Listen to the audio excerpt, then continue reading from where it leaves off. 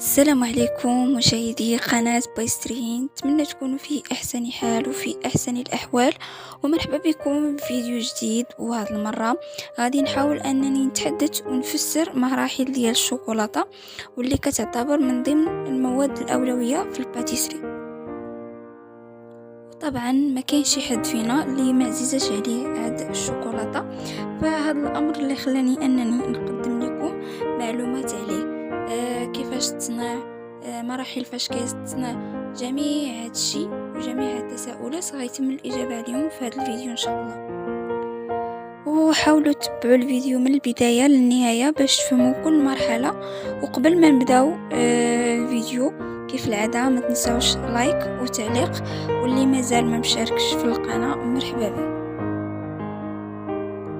فأول حاجة غادي نبدا بها هي هاد الشجرة واللي كتسمى شجرة الكاكاو، وكاين اللي كيقول لها تيوبروما كاكاو، واللي كتكون من بذور كيتم استخدامها في جميع منتجات الكاكاو ومنها الشوكولاتة.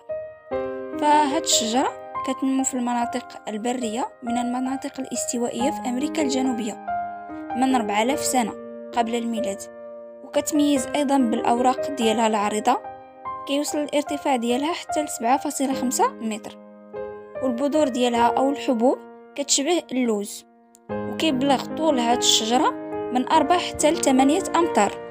وكما أن هاد الكاكاو ليه مجموعة من الفوائد لصحة الإنسان مثل السكري، ضغط الدم، الحمى، السعال وغيرها. فالشوكولاتة بدورها يمكن لنا أننا نستخرجها من هاد البذور اللي كتكون وسط دوك الثمار الكبيرة اللي كتنتجها هاد الشجرة. فكل تمرة كتكون فيها على الأقل 30 حتى 50 بذرة صغيرة. ومن غير الشوكولاتة فيمكن لنا أننا نستخرجوا مواد أخرين من هاد البذور، فهادشي اللي غادي تكتشفوا في هاد الفيديو إن شاء الله.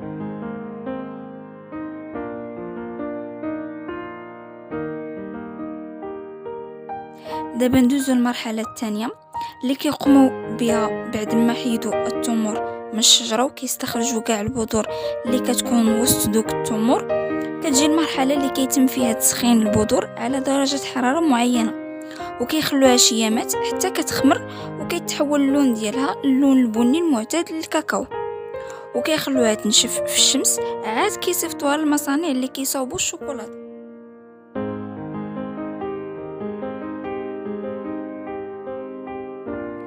فهنا كيجي دور المصانع اللي كيكون دورهم مهم بزاف في هذه المراحل اللي بقاو، بحيث انهم كيقسموا هذه المرحله لقسمين. المرحله الاولى كيطحنوا دوك الحبوب باش يحصلوا على الكاكاو باودر، وكيشدوا حبوب اخرين كيعصروهم باش يحصلوا على زبده الكاكاو. فهاد زبده الكاكاو بدورها كتكون مهمه في بعض المواد، منهم هاد الشوكولاتانيت ومواد التجميل ومستحضرات الصيدلانية، وكتسمى أيضا بزيت التيوبروما.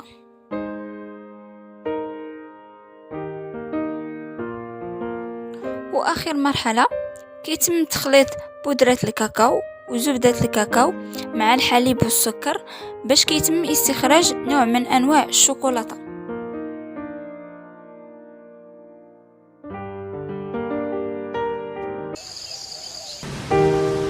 Située au large de l'Afrique, l'île de Madagascar dispose d'un climat et de caractéristiques naturelles qui en font un terroir d'exception pour la culture du cacao. L'excellence naturelle de ces variétés, initialement du pur criollo, est révélée par un savoir-faire humain en matière de traitement post-culture. Le cacao de Madagascar, réputé pour la typicité de ses arômes, a obtenu en 2016 le label de Cacao Fine de l'ICCO, l'Organisation internationale du cacao. La région du Sambirano, située au nord-est de l'île, est traversée par un fleuve qui lui a donné son nom. Long de 124 km, le Sambirano enrichit de ses nutriments les terres alluviales qui concentrent aujourd'hui près de 99% de la production du cacao malgache. Pour réaliser ces couvertures Tanea, Chocolaterie de l'Opéra a sélectionné les fèves de la ferme en Bohemien Sud. Un choix motivé par une qualité aromatique exceptionnelle, récemment récompensée par un International Cacao Award. sur la ferme d'Ambouimène Sud, qui est une des 8 fermes qui constituent la plantation Mava. C'est la plus grande ferme de la plantation et elle cumule un total de 270 hectares sur lesquels nous cultivons du cacaoyer.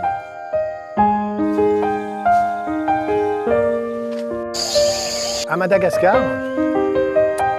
si on se fie à la bibliographie, on a une saison qui est un petit peu trop sèche normalement pour réussir à produire du cacao. Il y a une chose qui est indispensable, c'est de produire du cacao sous ombrage forestier.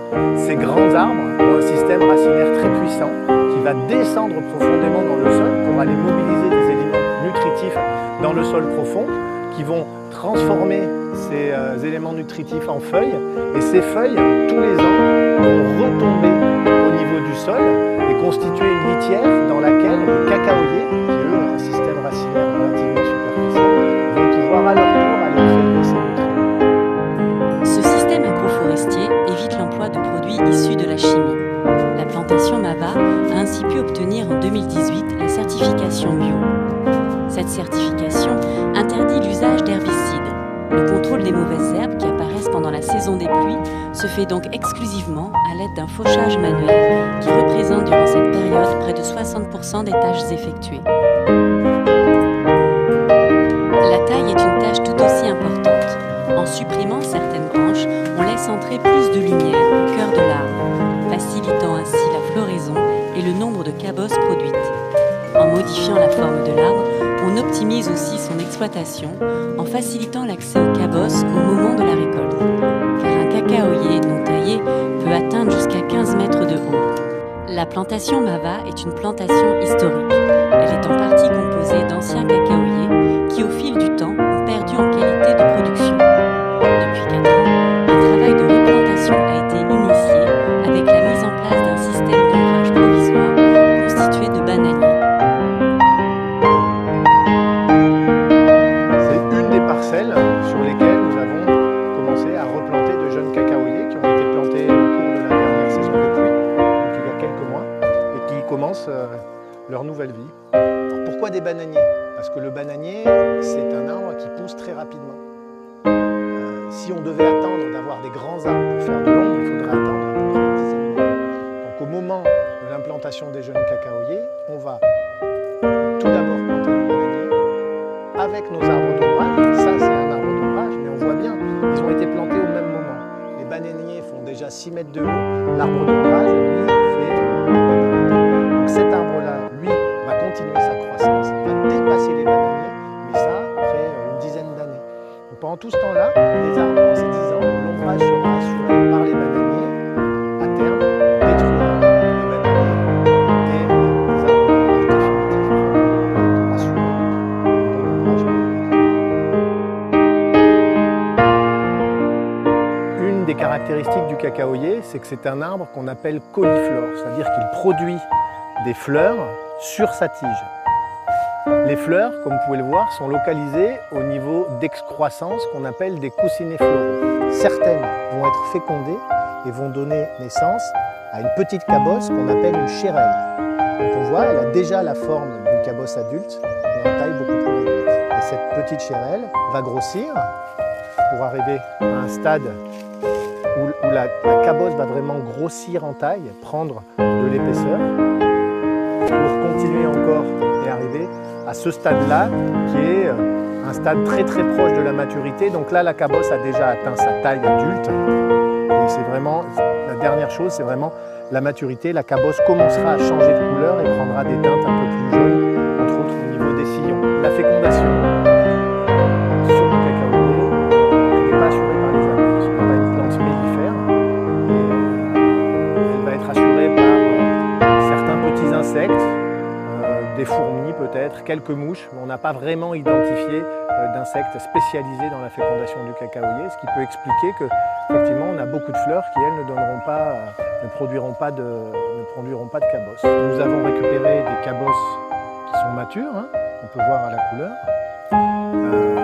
Ce qui va nous intéresser nous maintenant en tant que producteurs, ce sont les fèves, donc les graines qui sont à l'intérieur d'une cabosse. Que je vais ouvrir. Donc voilà, l'intérieur d'une cabosse. voit que les fèves, à peu près une quarantaine de fèves, se situent à l'intérieur de l'enveloppe de la cabosse et sont toutes rattachées à un cordon central qu'on appelle un placenta et sont entourées d'une pulpe blanche qu'on appelle le mucilage. C'est cette pulpe, on le verra, qui va avoir une importance prépondérante dans la fermentation des fèves de cacao. Ces fèves entourées de mucilage, on peut observer la couleur de l'amande. On tombe sur une amande qui est quasiment blanche. Comme elle a le blanc et le violet, on est sur une fève de type Trinitario et à forte tendance criolla. Si la récolte a lieu tout au long de l'année, la saison sèche qui s'étend de mai à octobre est plus propice. C'est aux premières lueurs du soleil que les équipes se réunissent au point de répartition où les attendent les responsables d'équipe pour procéder au traditionnel appel.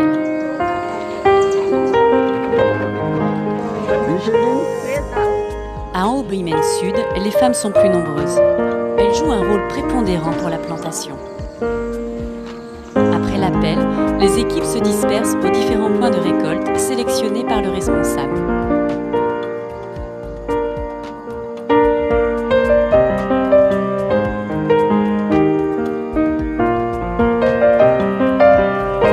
Chez Mava, la récolte s'effectue par équipe de 2. Pendant que les femmes décrochent les cabosses mûres, repérées à leur couleur, les hommes les centralisent dans les sacs de récolte. Sur les anciens cacaoyers, dont la pousse n'a pas été maîtrisée par la taille, les cabosses se situent à plusieurs mètres du sol et nécessitent l'usage d'une gaffe pour être récoltées.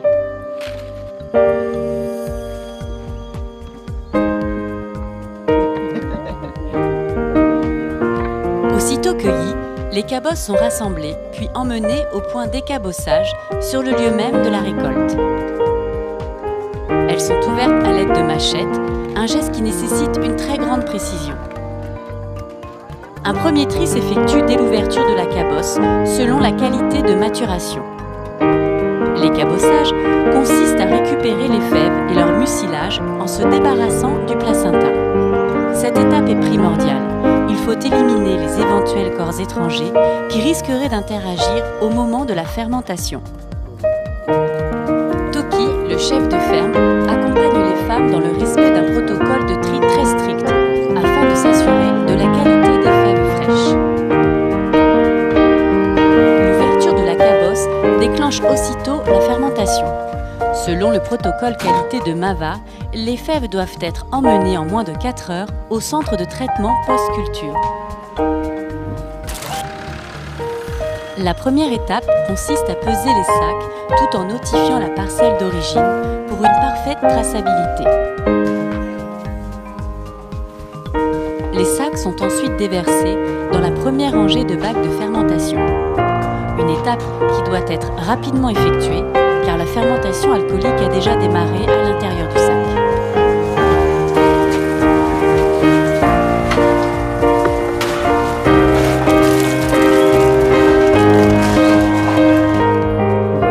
Préparation du cacao. On a vu que les fèves de Madagascar ont un très bon potentiel aromatique. Il faut que ce potentiel aromatique soit révélé. Et pour ce faire, il va y avoir une série de 2 fermentations qui se déroulent dans une succession de 4 caisses qui vont permettre l'expression des précurseurs de l'arôme du chocolat. L'ensemble de la fermentation, des 2 fermentations, va durer environ on va dire 5 à 6 jours. Donc dans ce premier bac, on a une première fermentation qui est alcoolique, qui se déroule à l'abri de l'oxygène. Ce sont des levures naturellement présentes dans l'atmosphère qui vont transformer les sucres des mucilages du cacao en alcool. Cette fermentation va durer un petit peu moins de 48 heures. Au bout de ce premier délai, nous allons ouvrir la caisse pour basculer les fèves dans le deuxième bac. Le fait de basculer les fèves, de les brasser, va amener de l'oxygène dans les fèves et des bactéries vont prendre le relais des levures et transformer l'alcool produit dans le premier bac en acide acétique. On va suivre le bon déroulement de la fermentation par la prise de température régulièrement dans chacune des caisses pour vérifier qu'on a bien une montée de température qui est normale. Donc ici, nous avons des des fèves à différents stades de la fermentation. Ce premier tas, ce sont des fèves qui sont fraîches, donc avec un mucilage qui est encore sucré, qui est encore très pulpeux et un peu collant. Ces fèves-là ont été sorties de la première caisse après la fermentation alcoolique. On peut voir que la pulpe a déjà commencé à se dégrader un petit peu. L'odeur est une odeur d'alcool. Et enfin, ces fèves qui ont été prélevées dans le troisième bac, on voit que la couleur a nettement évolué et que la plus grande partie de la pulpe est dégradée. Les parois cellulaires s'étant lisées, détruites, le jus cellulaire s'est mélangé au sein de la fève, et donc on va avoir ce qu'on appelle la fissuration. C'est-à-dire que la fève, qui était très compacte au départ, a commencé un peu à se friper. C'est vraiment au séchage qu'on verra tout ça.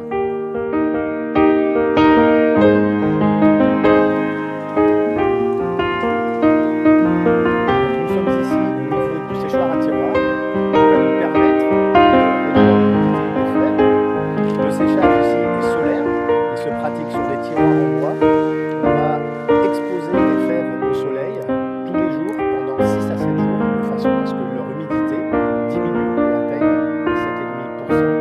Le niveau à partir duquel on considère que les fèves peuvent être conservées. Pendant ce séchage, il est important de veiller à ce que l'exposition au soleil ne soit pas trop prolongée. Si on sèche les fèves dans la journée, depuis le matin jusqu'à l'après-midi par exemple, on va entraîner un phénomène l'acide acétique qui avait été produit dans les caisses de fermentation va se retrouver enfermé à l'intérieur de la fève. Et ça, c'est un défaut du cacao, puisque le chocolatier après va avoir une fève assez prononcée qu'il devra éliminer au cours de la fermentation du chocolat.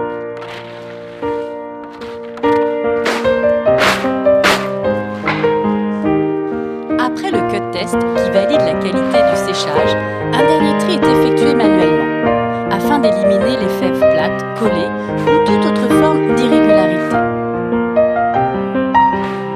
Au moment du pesage, chaque sac est parfaitement identifié selon sa parcelle d'origine et la date de récolte.